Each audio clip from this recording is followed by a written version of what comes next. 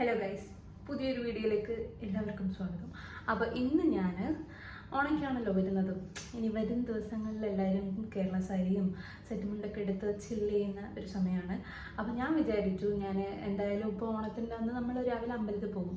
അപ്പോൾ അമ്പലത്തിൽ പോകുമ്പോൾ കേരള സാരി ഉടുത്തിട്ടൊക്കെ പോകാമെന്നാണ് ഞാൻ വിചാരിക്കുന്നത്. അപ്പോൾ ആ കേരള സാരി ഞാൻ എങ്ങനെയാണ്, കേരള സാരി എന്നല്ല കേട്ടോ, ഇപ്പോൾ കേരള സാരി എന്ന് പറയുന്നത് എന്തുകൊണ്ടാണെന്ന് വെച്ചാൽ ഓണം ആയതുകൊണ്ട് മാത്രമാണ് കേരള സാരി എന്ന് പറയുന്നത്.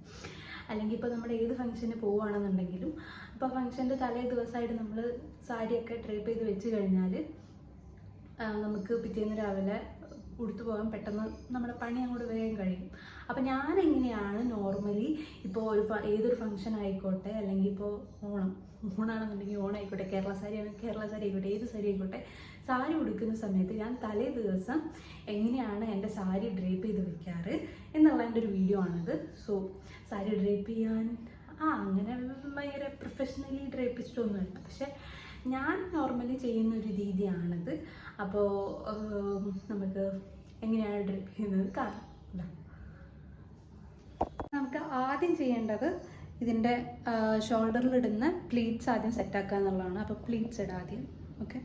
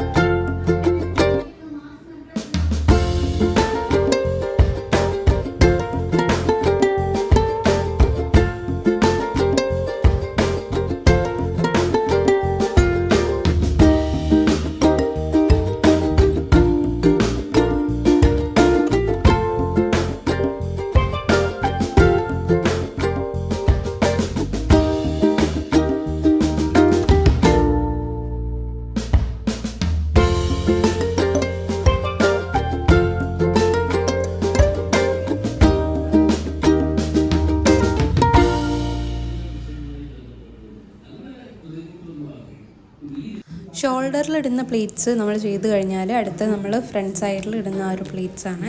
അപ്പോൾ അത് ഏകദേശം നമ്മൾ ഒരു അളവ് എടുത്തിട്ട് എവിടെ മുതൽ എവിടെ വരെ തുടങ്ങണം എന്നുള്ളത് നോക്കി വെക്കുക.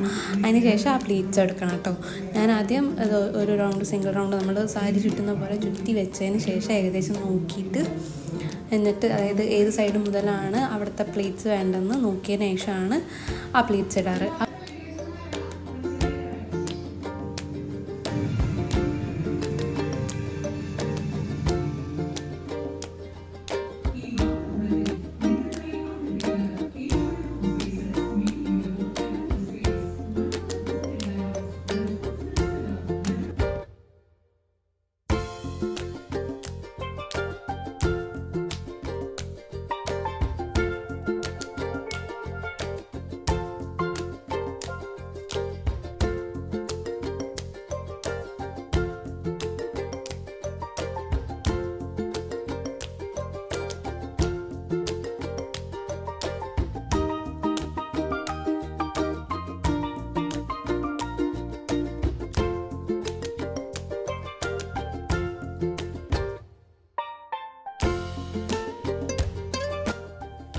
മുകളിലെ ഭാഗം റെഡിയാക്കി കഴിഞ്ഞാൽ അതുപോലെ തന്നെ താഴത്തെ സൈഡും സെയിം അളവിൽ പ്ലീറ്റ്സ് സെറ്റാക്കിയിട്ട് ഓർഡർ ആക്കിയിട്ട് വയ്ക്കാം.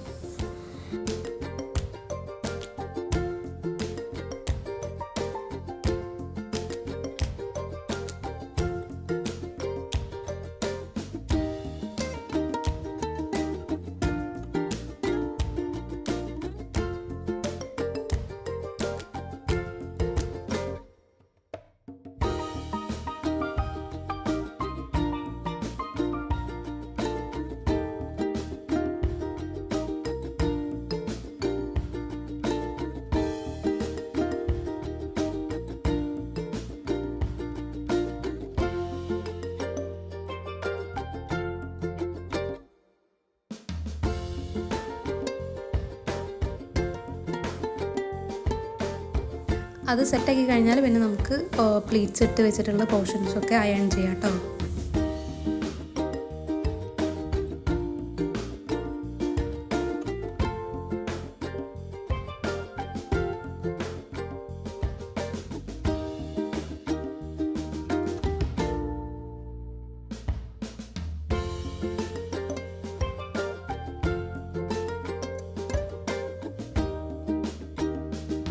ഷോൾഡറിലിടുന്ന പ്ലീറ്റ്സ് നമ്മൾ അയൺ ചെയ്ത് കഴിഞ്ഞാൽ അതിൻ്റെ താഴത്തേക്ക് കുറച്ച് പോർഷൻസ് ഇതുപോലെ സെറ്റാക്കിയിട്ട് ഇങ്ങനെ വെക്കുക, നമ്മുടെ ഫ്രണ്ട് ഭാഗത്ത് വരുന്ന. അപ്പോൾ അത് സെറ്റാക്കിയിട്ട് ഇങ്ങനെ വെച്ചിട്ട് അതും ഒന്ന് ജസ്റ്റ് അയൺ ചെയ്ത് വെക്കുക. അപ്പോൾ നമ്മൾ ഉടുക്കുന്ന സമയത്ത് ആ പോർഷൻ നല്ല വൃത്തിക്ക് നിൽക്കും.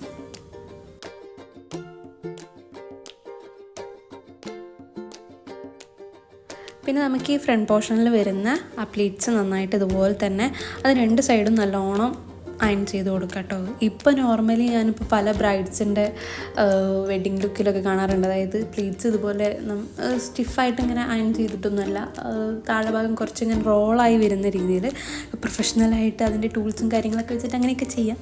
പക്ഷേ നമുക്ക് നോർമലി ഉള്ള യൂസിനൊക്കെ ഇത്രേ വരുള്ളൂ, ഇങ്ങനത്തെ ആവശ്യമൊക്കെ ഉണ്ടാവുകയുള്ളൂ.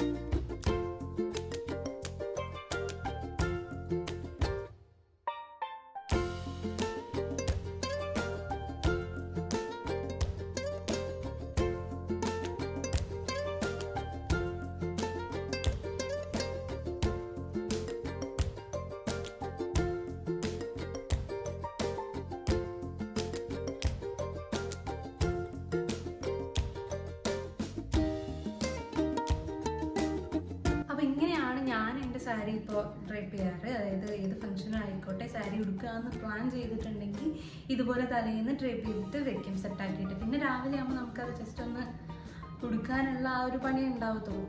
അത് ഈയിടെയായിട്ട്, അതായത് കല്യാണം കഴിഞ്ഞതിന് ശേഷം ഞാൻ പഠിച്ചതാണ്. കാരണം ഇവിടെ വന്ന് ഇവിടെ 4 സാരി ഉടുത്തരാനൊന്നും ഇല്ലല്ലോ നമ്മൾ എങ്ങോട്ടേയും പോകുമ്പോൾ. അപ്പോൾ അങ്ങനെ പഠിച്ചെടുത്തതാണ്.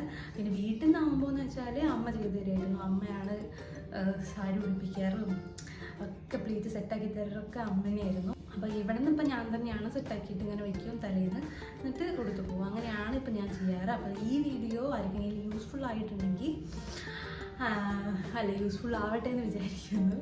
സോ വീഡിയോ ഇഷ്ടപ്പെട്ടിട്ടുണ്ടെങ്കിൽ ലൈക്ക് ചെയ്യുക. ഓക്കെ, ലൈക്ക് ചെയ്യാമെന്ന് മാത്രം പറയുന്നുള്ളൂ, വേറെ പ്രത്യേകിച്ചൊന്നും പറയാനില്ല. അടുത്ത വീഡിയോ ആയിട്ട് നമുക്ക് വീണ്ടും കാണാം.